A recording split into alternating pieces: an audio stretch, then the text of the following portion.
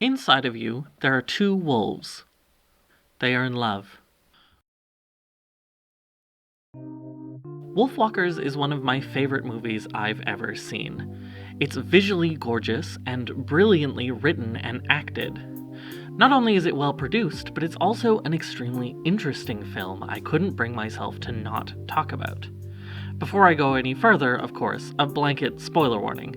I'm going to be talking about pretty much every part of this incredible movie, and if you want to see it yourself first, there's a 7-day Apple TV Plus free trial where you can do so.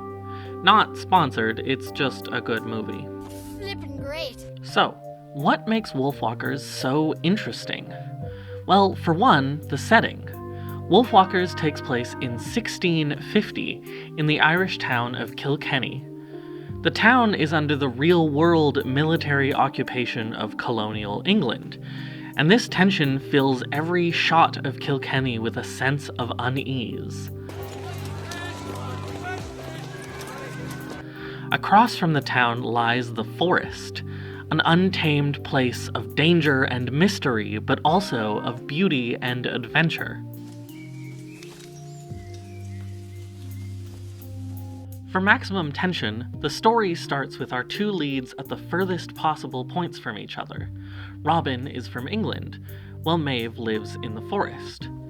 Robin and Mebh themselves are two of the best parts of the film. They brim with personality and character, iconic but never unchanging. And with a movie so focused on its children protagonists, thank goodness they're well written as children, just as brilliant and impulsive and emotional as the real thing. You better go or the wolves will eat ya. What? But I don't... Oh no, too late. They're gonna eat ya. No! But to me, the most interesting thing about Wolfwalkers is broader than any one place or character. It's the central theme of the film, and what it has to say about that theme. Of course, this begs the question, what is the central theme of Wolfwalkers? At its core, Wolfwalkers is a story about gender. Robin, our protagonist, is a young girl. Or, at least, that's what everyone else calls her. You're one lucky girl. And this is your girl? Run away, Saudi girl! And Robin wouldn't deny it, but there's a word she tends to use for herself first. Hey, English girl, where'd you think you're going dressed like that? I'm a hunter. Hunter. To her, the idea of being a hunter goes beyond just doing a job. She treats it as a core part of her identity. The other children in the village might be playing hunter, but to Robin, it's simply a part of who she is. I'm a hunter. Would you listen to her fancy dancing accent? I am a hunter, just like my father. He's the best hunter there is. And what does being a hunter mean to her? Well, it means adventure and freedom. Climb mountains and see giants, meet witches who cast spells, find mermaids and selkies even. Cunning and skill.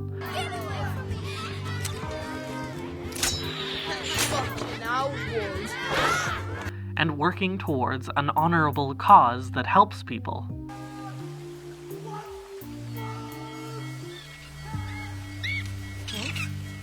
And, of course, hunting things.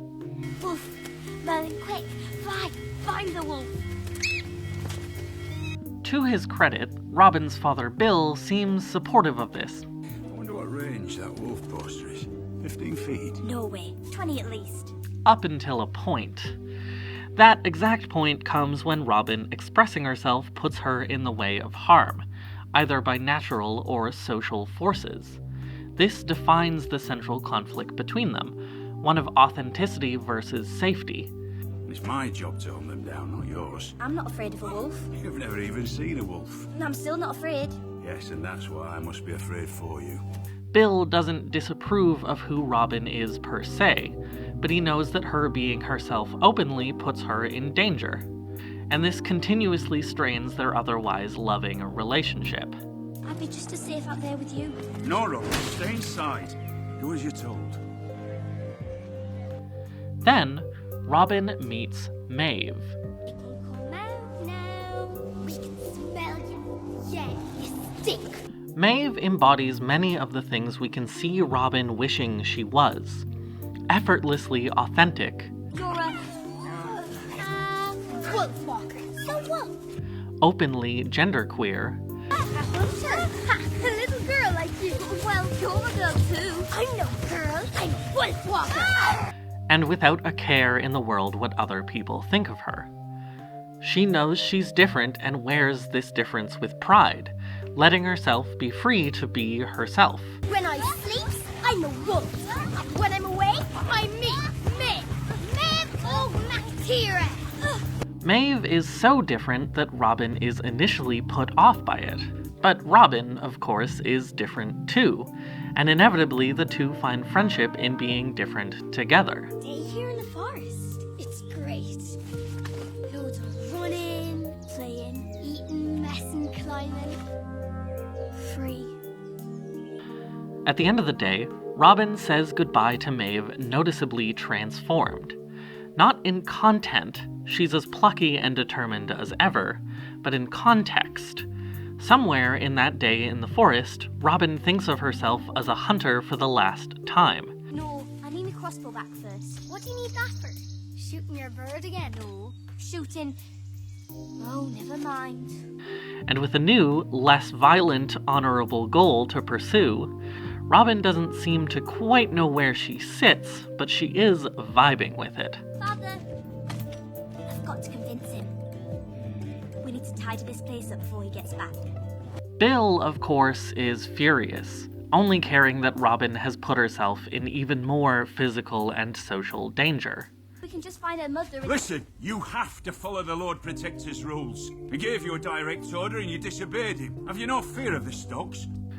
Robin's next night and day are as different as, well, day and night. First, we get a look at what this girl thing is that everyone's always talking about, and...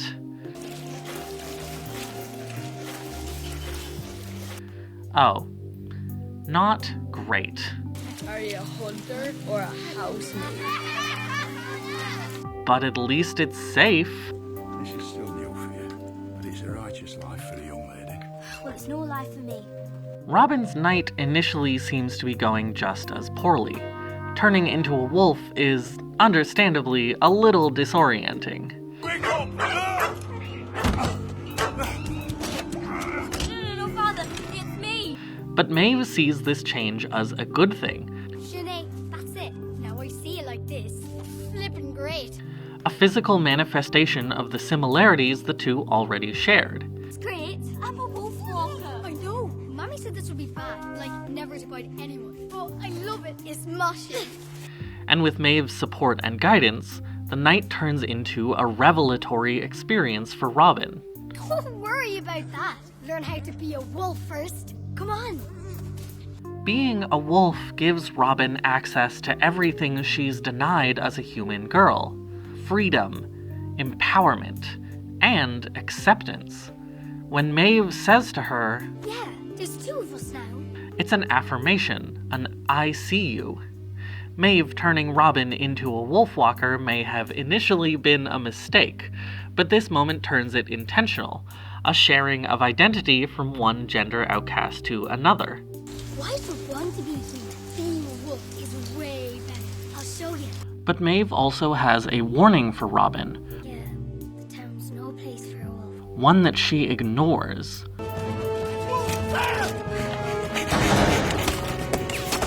For the first time, we see her scared of herself, of being different.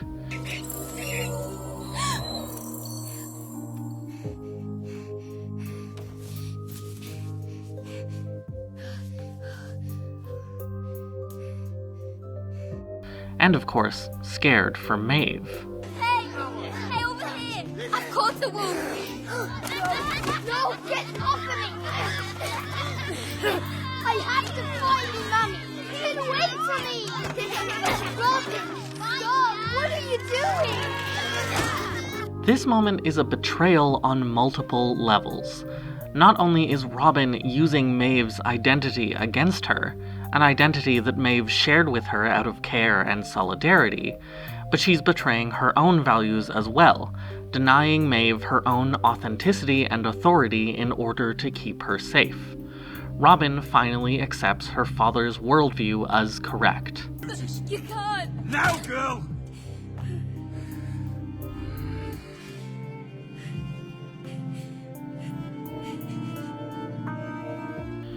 That is, until she doesn't.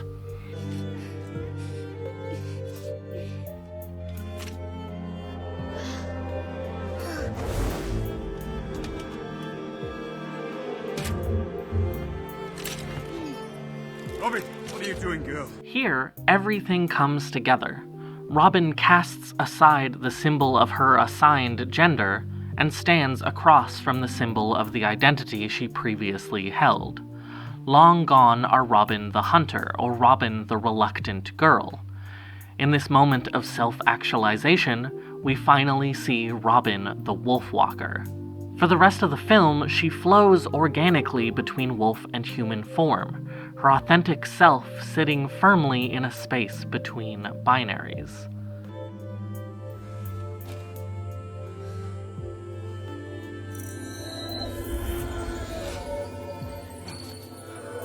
Robin. Okay, let's talk about Bill. All of this Wolfwalker stuff, everything going on with his daughter, Bill doesn't get it, even when Robin explicitly comes out and tells him. No, Robin, why? I don't understand. Don't you see? I'm one of them. I'm a Wolfwalker. No, Robin. Please, stay with me. I can't let you go.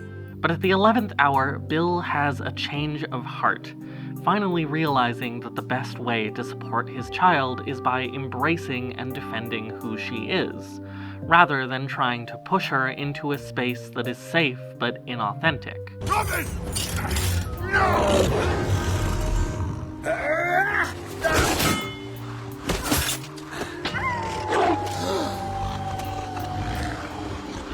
And he shows this by turning into a wolf and murdering his boss. It's very sweet. But actually, I'm wrong, I think. This whole section is wrong on premise. I mean, just because Mebh says a gender thing at the beginning of the movie, and the film is incredibly intentional with how it uses gendered terms for its leads, that doesn't mean that gender is the central theme. Come on, obviously, the actual central theme of Wolfwalkers is... At its core, Wolfwalkers is a story about love. I would even call it a love story. At the beginning of the film, Robin and Mebh live lives that are defined by their loneliness. Robin is constantly pursuing a closeness with her father that she just can't have. Well, I'll come with you to the gates. I'll be back before sundown. Stay indoors.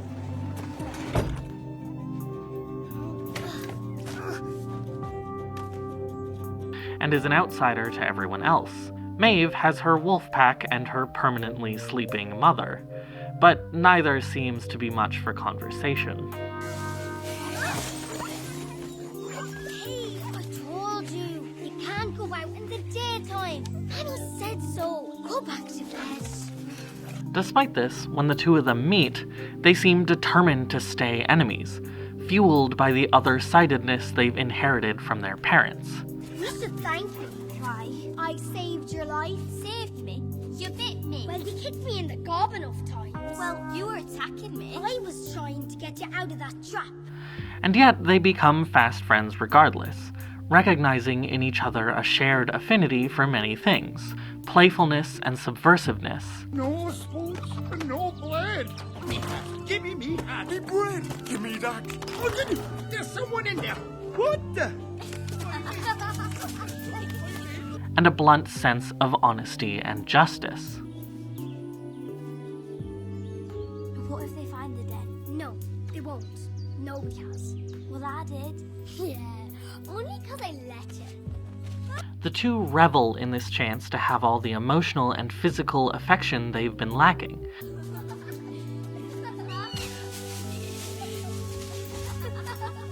And by the end of the day, they seem absolutely smitten with each other. Wait for me at the big tree tomorrow. I'll bring you some bread. Some town tasties. Alright, so, smell you later, Tony. Not if I smell you first. Life apart now seems dull and grey in comparison.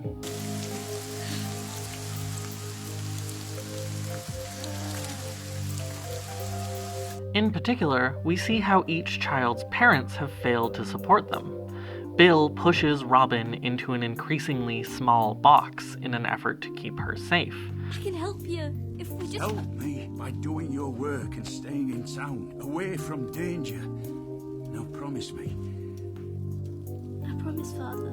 Well, Moll has straight up left Maeve on her own while she goes to solve the problem, denying Maeve not only company, but also the power to be an active participant in her own life. We were leaving. Me, Mammy, with the pack. What stopped you? Mammy went off. As a wolf? Yeah, to find us a new place to live. Both of these parents are acting out of love, but their love is misdirected, focused on their own fears and priorities rather than the specific needs of the ones they care about.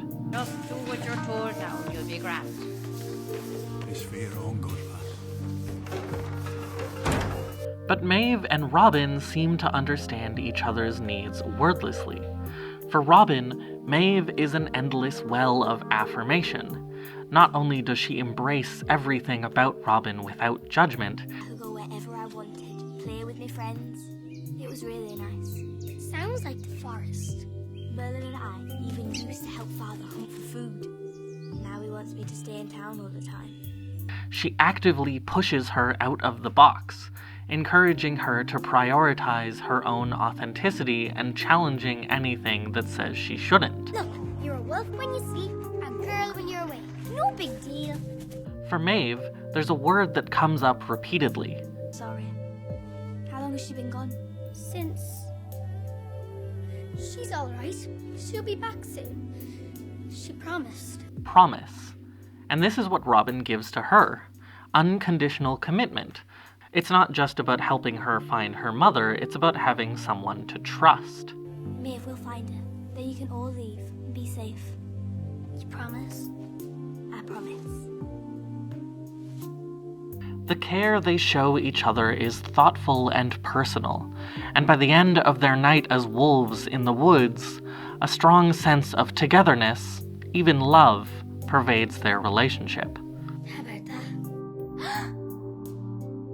A lot of smelly people there. Hey, I'm in there, fast asleep, snoring away.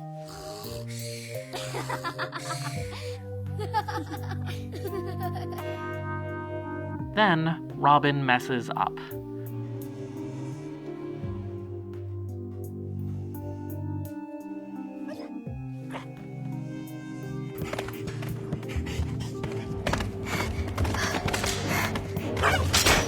Her going into town somewhat mirrors Moll, putting herself in danger for Maeve's sake without her participation or consent. You promised you'd come back, but it's been so long now. Are you lost? Has something happened to you? Neither of them are responsible for the violence inflicted on them, of course, but people running off to be a hero for her is obviously not what Maeve wants or needs. Maeve won't leave. She must not come for me. She must not wait for me. She must run, and you took her. Now. Confronted by both the violence of society and the fears of Moll, Robin's traumatic experience changes how she thinks about Maeve. No longer is her priority to love and support her. Instead, Robin takes on her father's mentality, safety at any cost. Maeve, you have to listen to me. You must leave the forest, take the wolves and go.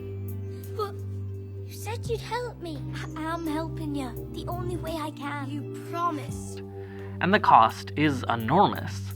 Maeve will never get to see her mother, Robin is betraying her trust, and the two of them will be forced apart. You said you would help me. You promised. Go, Maeve. Take Merlin with you. Goodbye.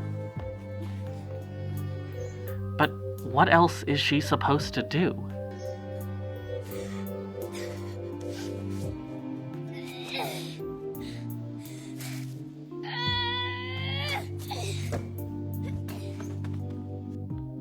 Obviously, she should make good on her promise to Mebh, and she does, while taking the opportunity to confront her father's misdirected love.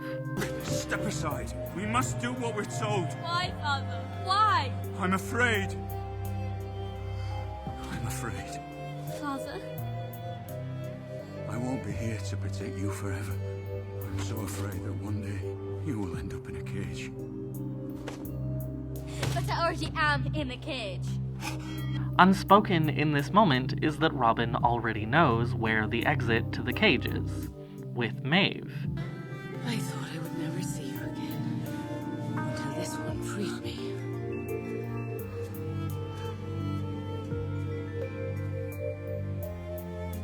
Mebh, I'm so sorry.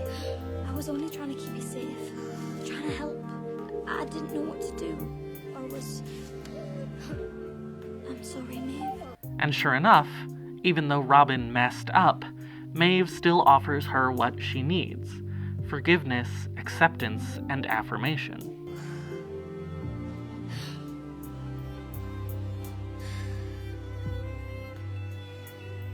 Come here to me, Downey.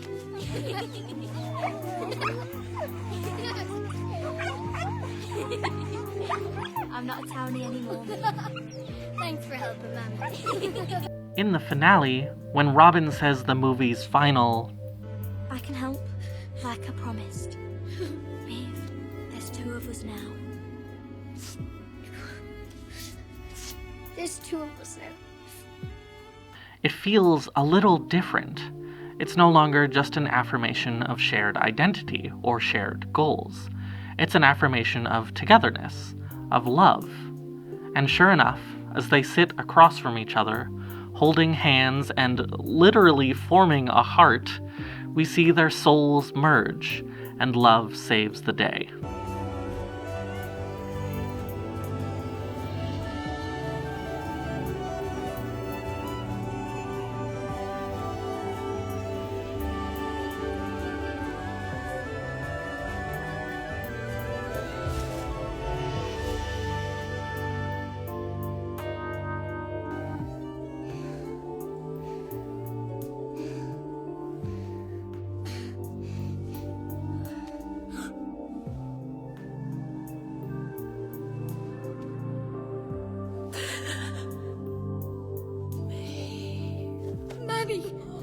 On that note, I think Wolfwalkers is a great example of how something can be about love, and indeed a love story, without necessarily being a romance. Not that there isn't lots of romantic imagery in the film, but it's never explicitly that, which is a cool thing for a love story to be. Except none of that matters, because Wolfwalkers isn't actually about love, I think. You may have thought I was going there because of the title of the video, but I just don't know if I'm seeing it. Like, I really think I'm overthinking it, and the real central theme of Wolfwalkers has gotta be. At its core, Wolfwalkers is a story about colonialism. The movie presents the English conquest of Ireland as having three distinct parties: the English colonial military force, of which Robin's father is a part. Boy, you two, look out for a girl. She ran into the forest. Get her and bring her back to the castle. Lord Protector's orders. Yes, sir. The Irish villagers of occupied Kilkenny. An English soldiers. Who did you think they are? Bossing us around. What was that? Nothing. Get a move on. Yes, sir. And the forest where Mebh and her mother live, which acts as a dual allegory for both Ireland's wilderness and its traditional pre-Christian culture.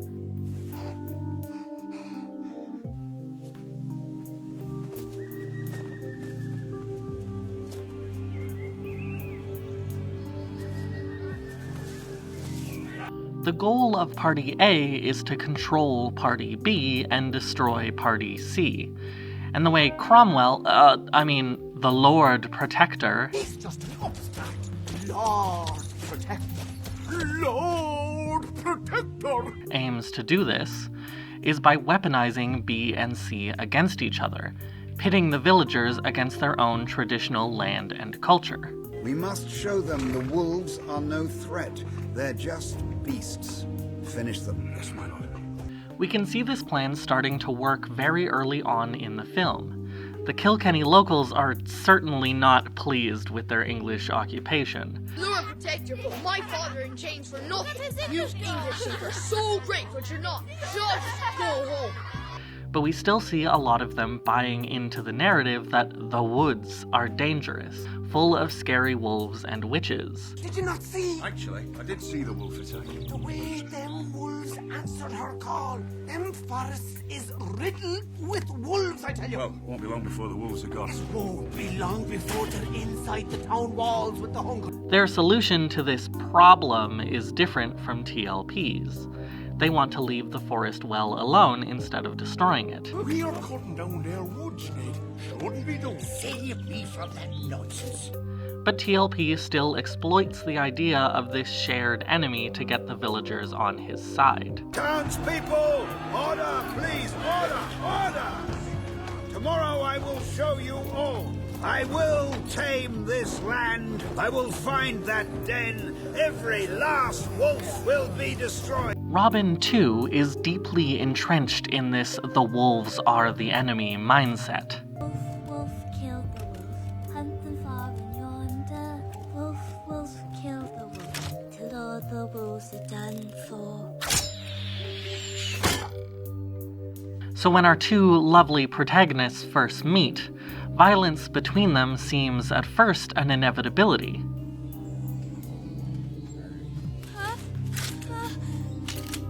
Stay back now. Back. I'll shoot. Merlin, what are you doing? Get away from me. I swear, I'll... But despite this, And anyway, you came into my woods. Your woods? They're our woods. Your wolves are attacking the woodcutters and the sheep. They should be staying closer to the town. And so should you, Townie. individual affinity eventually wins out, and the two overcome their differences to become fast friends. They nearly caught it. Nobody can catch me, Townie. How can you stand living in there? All the smells. Ugh. It is pretty smelly. I don't like being stuck in there. Meeting Mebh fundamentally shifts Robin's perspective on her situation. The forest changes from being a place full of threats that need to be hunted to a place where, people and animals whose lives have intrinsic value live. I have to tell my father about you. He didn't know. We didn't know that Wolfwalkers are real. That you were people. I better get back. Aww. Look, I'm gonna help you. It also changes her perspective on her own culture. Suddenly, things that she saw as heroic or noble are tools of violence. He has to work for the Lord Protector. And Mebh, you can't stay in the forest either. They're cutting it all down. No way. I scared them off. The Lord Protector wants the wolves gone. Dead. You have to leave. And the way England's militaristic law hurts both her and those around her comes more and more into focus. Her whole view of the conflict, who is the aggressor and who is the victim, completely flips. But another thing that changes is the idea that conflict equates to violence at all. While a violent outcome seems inevitable to everyone else, But if our Lord Ironside doesn't sort out those wolves, it won't just be us who'll stop taking his orders. No more orders for me, Ned. Mebh and Robin are the only ones who seem to be able to imagine a world in which it is not. They aren't naive enough to think it will be a perfect one, but at least nobody has to die. Well, what if I told you I can get all the wolves to leave, and we don't even have to kill them?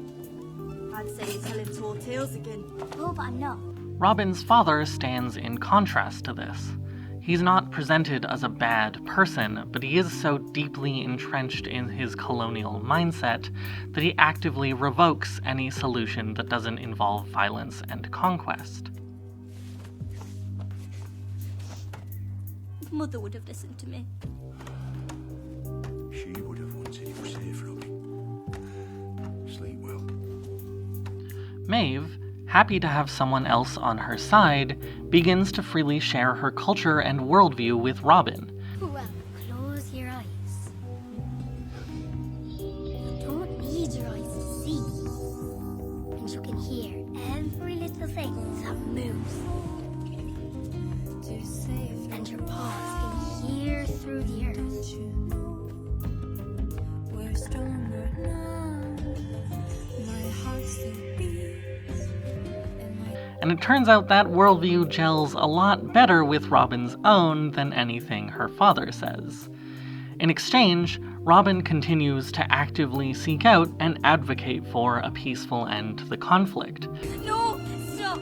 There is another way! Release her, the Wolfwalker! Please, you must listen! Take her to the stocks. No, sir, please. He's just a child. And the more she does, the more her attempts are met with violent pushback from her own countrymen. Come here.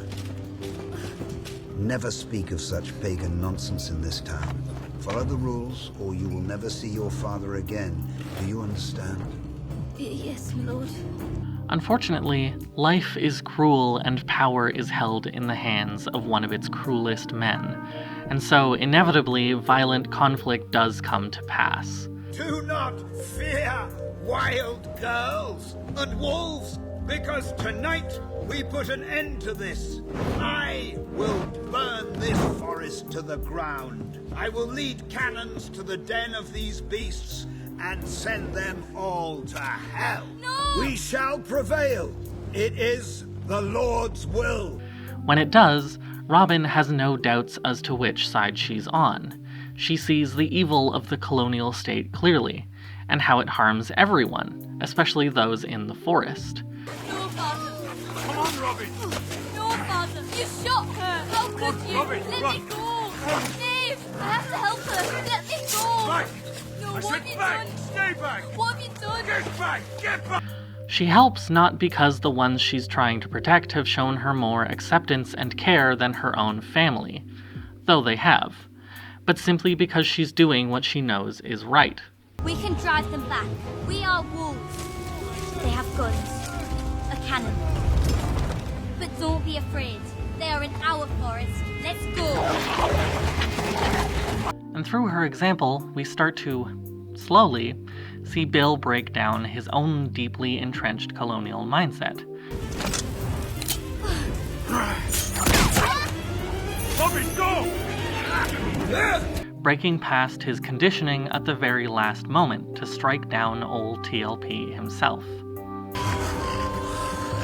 Into your arms, my lord. I commend my soul.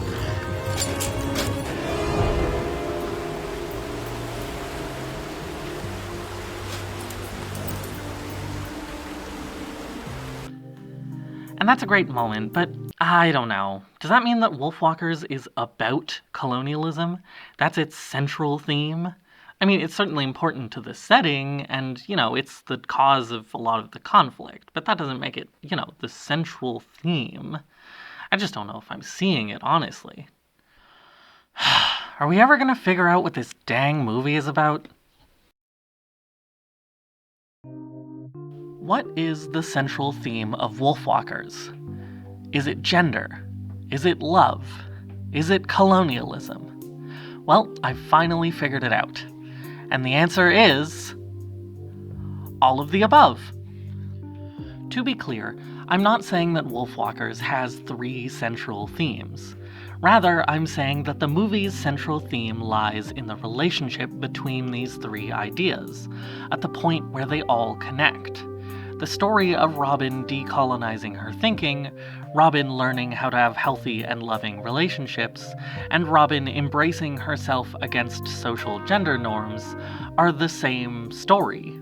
Just like in real life, colonialism informs our gender, informs how we love each other, is informed by colonialism, and so on. You can, as I did, pick the movie apart and talk about it one topic at a time, but you'll find yourself running into the same moments over and over again, seemingly representing different things each time. This shot of Robin's abandoned crossbow, Is it about her moving away from her relationship with her father? Or maybe her unlearning colonial violence? Or maybe it shows her changing perspective of her own gender. Any one interpretation feels incomplete because of how tightly connected these three ideas are. This is the thing that I really love about Wolfwalkers. Compared to most other animated films, it's very straightforward, with most of the dialogue coming from only a few characters and very little in the way of side plots.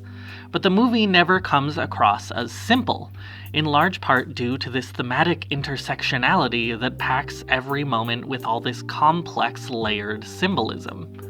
And what Wolfwalkers has to say about this threefold topic is that children have a unique and valuable perspective on it. Of course, adults dumb, children smart is a common trope in cartoons, but most of the adults in the film aren't shown as stupid or antagonistic. They're mostly just afraid, literally or figuratively trapped by the threat of violence. And it's not that Robin and Mebh are never afraid. What sets them apart is that they don't let that fear stop them from doing the right thing, whether that thing is being their authentic selves, trying to prevent violence and conflict, or simply loving and supporting each other. And this message has real-world use. The idea that you should have more collaborative relationships with the children in your life is something I see talked about all the time. I was only going to track you as far as the gates. Really? Then what? Follow me out and slay the pack of wolves single-handed? Yeah, but we could hunt them together. Of course, life is cruel and children are rarely listened to. Two facts that the film is not shy to show us.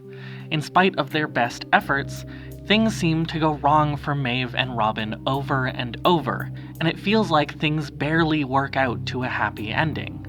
Mebh, my little wolf. I need you back. I thought you were gone again. I missed you. Thank you, Makara. My friend. The real-life version of this story definitely doesn't have a happy ending. As a direct result of the English occupation we see in the film, the Irish wolf population would be driven extinct, and almost all of the natural Irish forest would be destroyed within 100 years. Wolfwalkers rarely pulls any punches, but its final scene, at least, is kind to Mebh and Robin, giving us a snapshot of a world in which they are safe from harm, loved and cared for by each other and their family, and finally free to live as their authentic selves. All is well, my love. All is well, Father. And this final small kindness makes me think that Wolfwalkers might just love me back.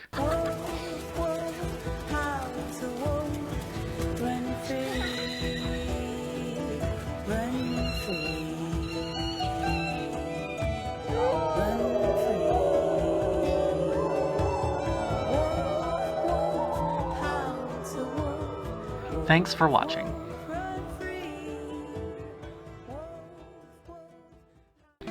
Hi, Rose here.